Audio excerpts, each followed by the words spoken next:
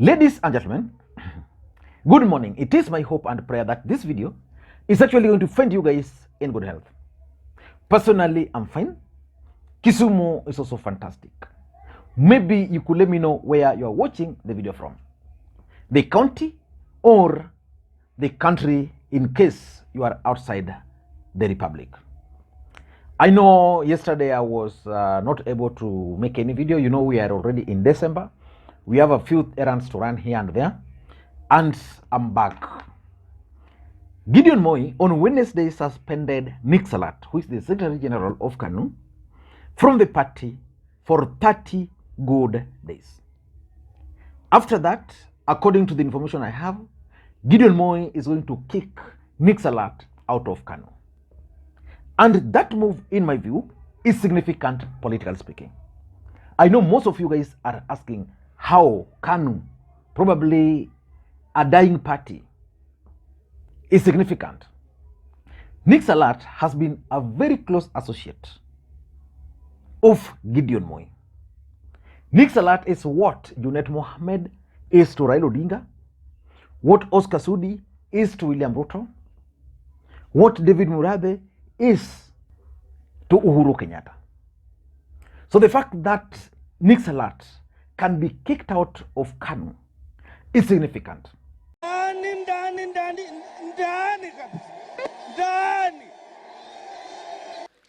Hiyo ndio mmesema kila kitu, lakini mnaogopa kusema chama.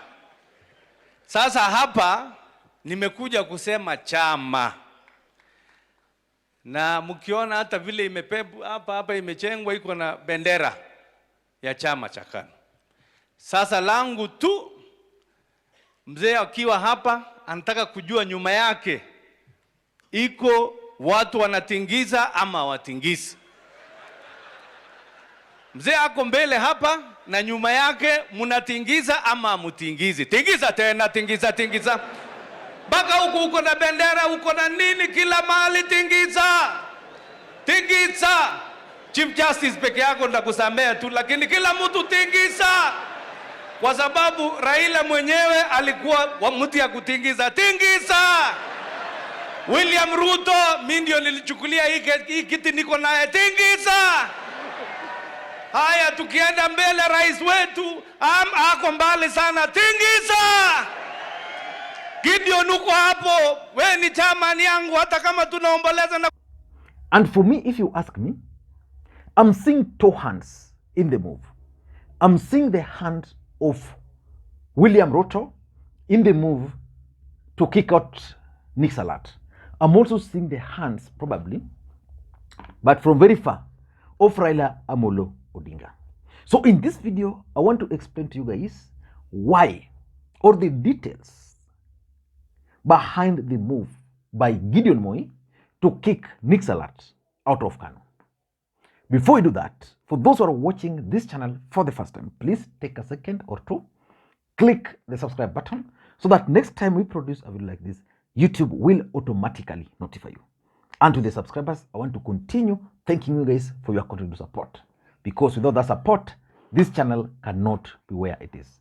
Now, let us get back to the main issue. And by the way, in case you are watching this video right now, please, I want to request you to just press that thumbs up button. That's the best way you can support the channel.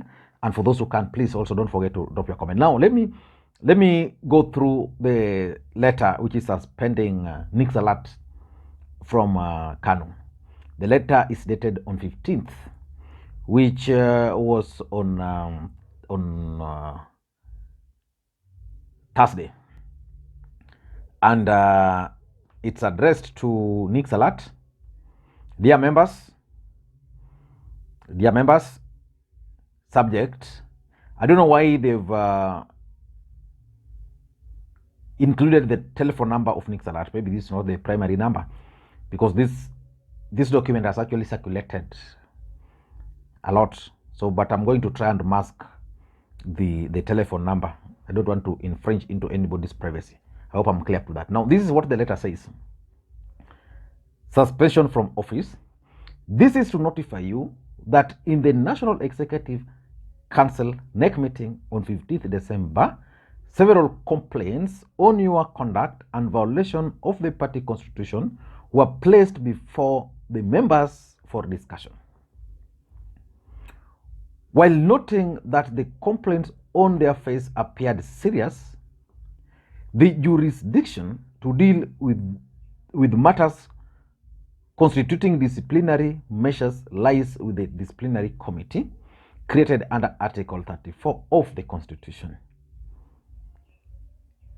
In exercise of its mandate under Article 15 of the Constitution, the committee resolved as follows. Number one, the national chairman refers your issue to the disciplinary committee as provided under Article 7.2 of the Constitution.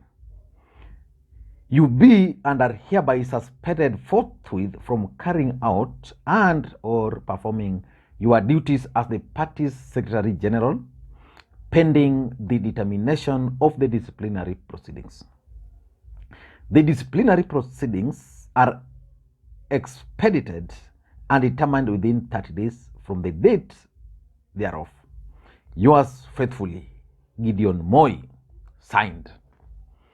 And of course, you would not expect Nick Salat to go down alone. Nick Salat is already reminding Gideon Moi that number one, he is the interim party chairman, and therefore he doesn't have any mandate to fire him. And if there's anybody who should leave KANU, is the interim chairperson, so that a new chairperson can be elected. Nick Salat is also reminding Gideon Moi that in case he failed to read former President Daniel Moi's will, he needs to revisit it, because KANU was not one of the properties which Moi left for him to inherit. But why do you think Gideon Moi is now going to kick out one of the individuals who has always remained one of his key allies? In fact, the elevation of Nick Salat to the position of the KANU Secretary General was because of his close association with Gideon Moi. So the question is, why would Gideon Moi fire him?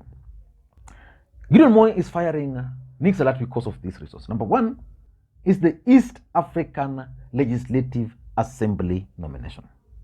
Both Gideon Moi and Nick Salat wanted to nominate themselves to the Arusha-based parliament. Nick Salat felt very strongly that Gideon Moi ought not to have applied. Why? Because Gideon Moi is a son of a former president. He was a senator. He needed, as a KANU secretary, as a KANU chairperson, he needed to strengthen KANU here. Gideon Moi applied because, according to him, Raila Odinga and Azimio were going to be sympathetic to him, and they were going to donate a slot. Remember, KANU did not even qualify for a slot. So Gideon Moi forwarded his name. And of course, because of those fallout, Gideon Moi was never nominated. That marked the beginning of the end of Nick Salat as KANU Secretary General. Remember, Nick Salat as the Secretary General of KANU is earning a salary. Apart from that, Nick Salat is depending, according to credible sources, majorly on funding from Gideon Moi.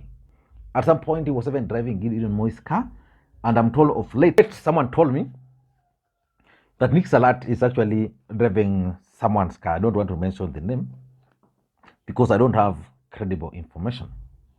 So I think the beef between these two gentlemen originated from Iyala.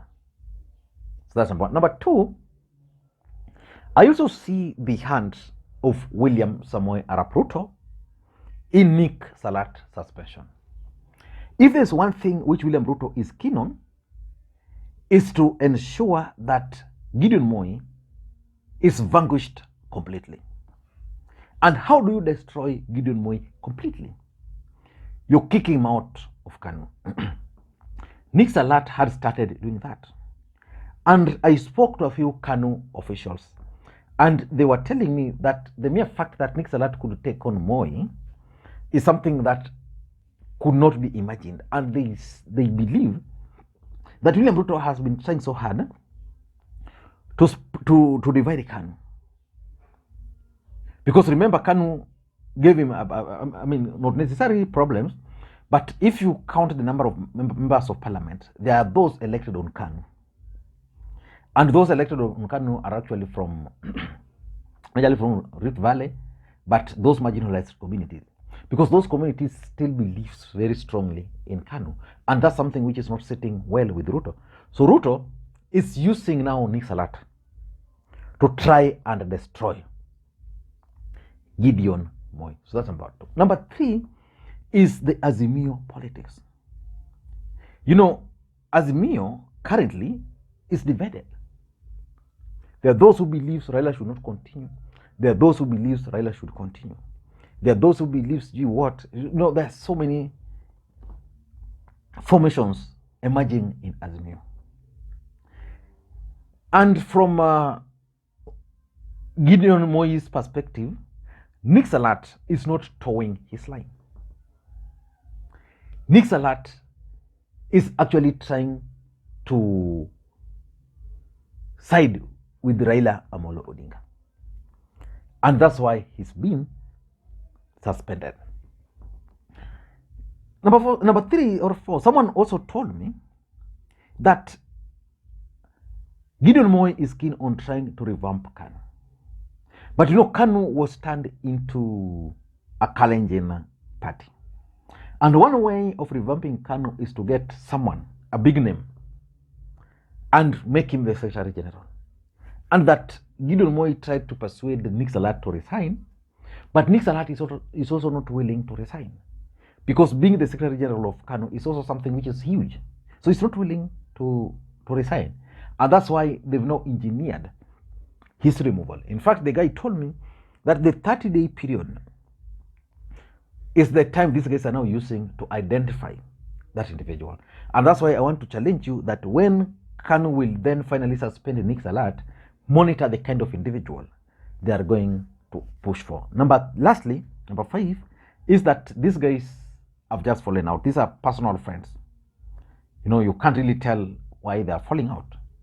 So, because of their personal differences, maybe someone told someone, enda huko ufanye hii, someone refused, okay, someone talked bad.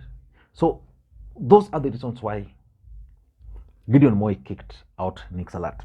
But is he going to succeed? That's where Ruto's government is coming in. That's where judiciary will be coming in. Thank you guys, and may you have a good day. Bye-bye.